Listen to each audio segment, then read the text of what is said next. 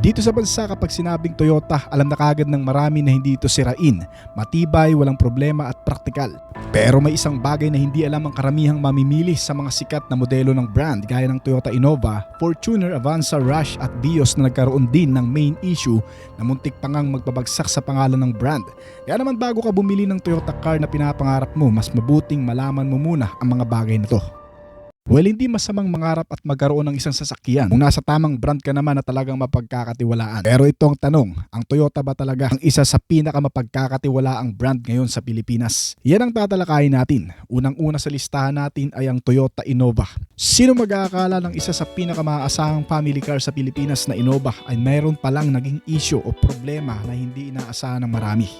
Na umabot sa punto kung saan kinailangan mismo ng Toyota Motor Philippines na magsagawa ng special service campaigns para sa ilang production batches nito.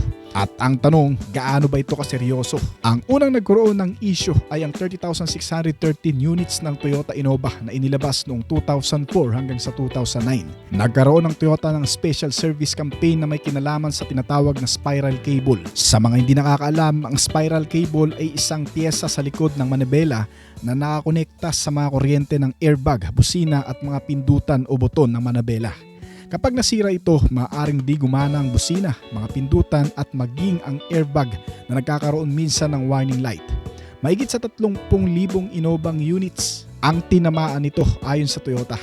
Maaaring masira ang flexible flat cable sa loob ng spiral cable habang iniikot ang manibela. Kapag tuluyang nawala ang connectivity, maaaring umilaw ang airbag warning light. At ang mas nakakatakot, maaaring mag-deactivate ang driver airbag. Hindi ito simpleng problema dahil sa isang banggaan kung saan kailangan mong umasa sa airbag, may posibilidad na hindi ito mag-deploy. Hindi ito yung simpleng problema na kalampag lang. Ito ay mahalagang bahagi ng isang sasakyan, ang safety system, na meron dapat ang bawat unit. At dahil dito, kinailangan ng inspection at replacement campaign ng Toyota nang walang bayad sa customer.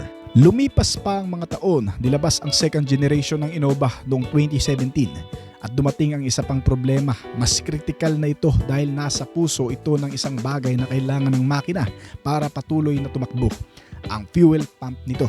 Sa Toyota Philippines records, 2,142 Innova units na ginawa mula January 1, 2017 hanggang sa October 15, 2019 ang kasama sa fuel pump special service campaign.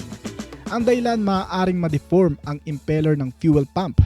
Kapag nangyari yon, maaaring magkaroon ng warning lights, rough engine idling, engine stall at sa ibang pagkakataon maaaring hindi na muling mag-start ang sasakyan. At dito nagiging seryoso ang lahat. Dahil kung mawala ng fuel supply ang makina habang umaandar ang sasakyan, maaari itong tumigil.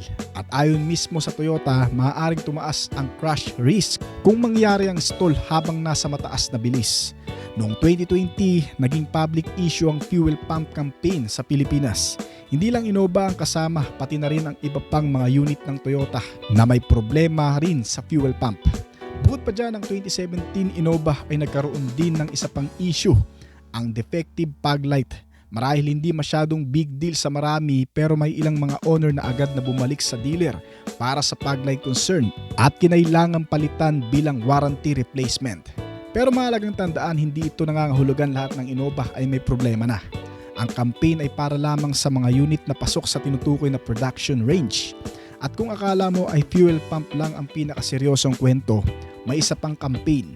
At sa pagkakataon ito, ang preno naman. Para sa 1,268 Innova units na ginawa mula August 16 hanggang sa October 11, 2019, nagkaroon ng special service campaign para sa brake vacuum hose. Ayon sa Toyota, maaaring hindi sapat ang hardness ng hose dahil sa manufacturing process.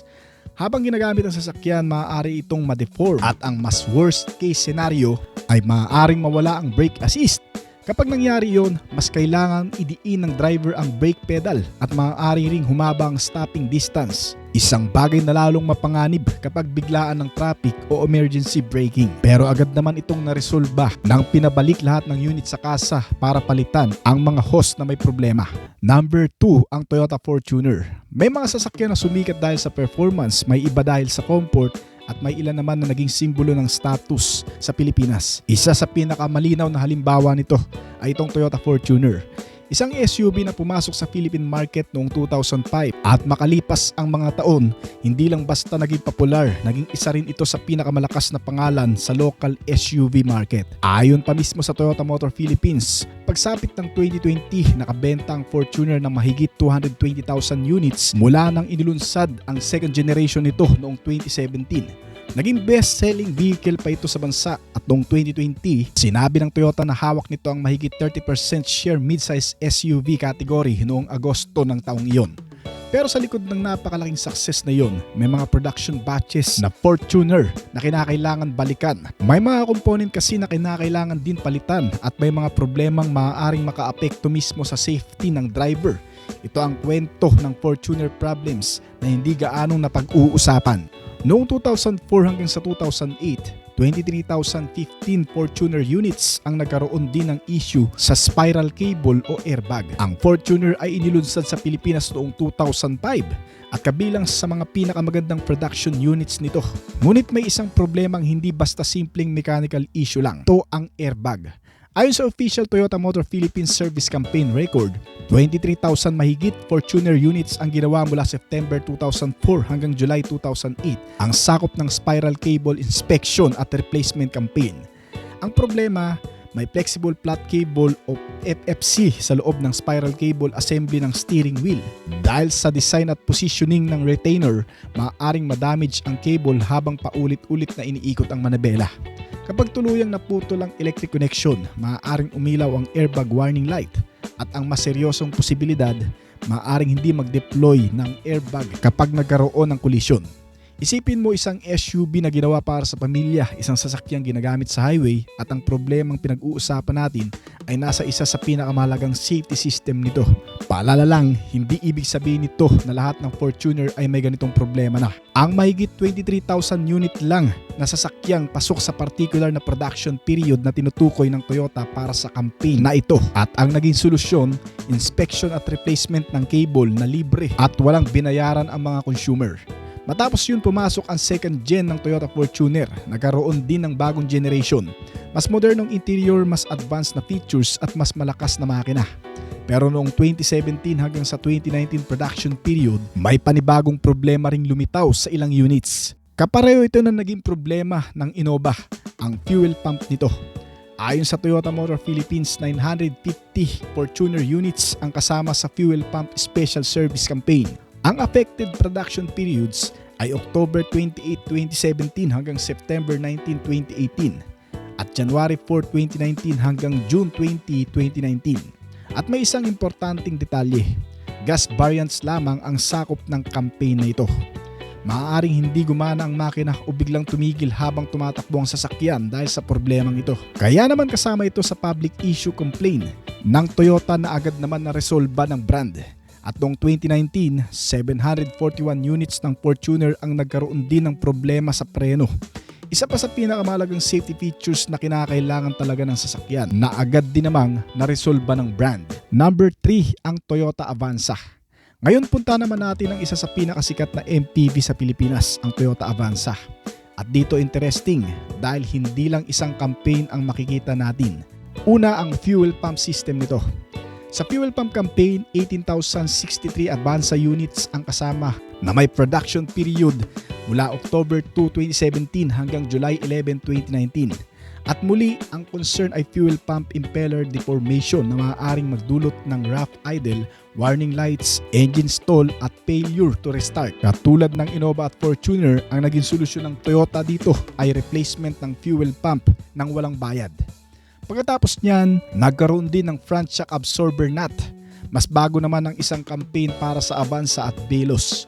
Apektado ang 36,930 Avanza at Veloz units na ginawa mula January 7, 2022 hanggang September 4, 2023. Ang problema dito ay may kinalaman sa incorrect tightening instruction ng front shock absorber nuts, na kung saan kung hindi sapat ang pagkakahigpit, maaaring lumuwag ang nut habang ginagamit ang sasakyan na nagreresulta una, maaaring magkaroon ng abnormal noise. Pero sa worst case, maaari itong tuluyang matanggal at magkaroon ng epekto sa vehicle stability. Ang remedy dito ng Toyota, retightening ng front shock absorber nuts at inspection-related parts na libre sa mga covered vehicles. Pangalawa, ang side impact beam nito. May isa pang interesting na campaign para sa ilang Avanza. Apektado naman ang 1,285 Avanza units na ginawa mula November 3 hanggang November 24, 2022. Ang concern naman dito ay improper welding sa right front door side impact beam. Kung hindi sapat ang welding strength, maaring hindi nito ma-perform ng maayos ang intended function nito kapag may side impact collision. Ang solusyon ng Toyota, mag-install ng reinforcement bracket at magdagdag ng welding sa affected points. Again, walang bayad pa rin para sa mga covered units. Pang-apat na naging problema ng Avanza ay ang brake slide pin boot. May campaign din para sa ilang 2022 Avanza units. Apektado ang 3,119 Avanza units na ginawa mula September 12 hanggang December 11, 2022. Dahil sa assembly issue nito, maaring masira ang slide pin boot. Kapag nakapasok ang tubig at nagkaroon ng rust, maaaring mapabilis ang brake pad wear. Ang remedy ay replacement ng slide pin boot at kung kinakailangan, replacement ng brake cylinder mounting. Number 4, ang Toyota Rush. Punta naman tayo sa Toyota Rush. Isa ito sa mga modelong naging popular dahil sa mataas na ground clearance at 7-seat configuration nito. Pero may isang malaking campaign na dapat malaman ng mga bibili ng used Rush sa second-hand market. Ang fuel pump nito. Sa ginawang Toyota fuel pump campaign, 17,860 Rush units ang sakop nito na ang production period ay mula April 2, 2018 hanggang July 4, 2019. Ang issue ay pareho, posibleng deformation ng fuel pump impeller. Kapag nag-fail ang fuel pump, maaaring magkaroon ng rough idle, warning lights, engine stall at inability to restart. Ang remedy ay fuel pump replacement din, libre para sa covered units. At dito importante ang isang bagay. Kung bibili ka ng second hand Rush, huwag basta maniwala sa Casa Maintain. Mas magandang itanong, na-check na ba ang VIN chassis number?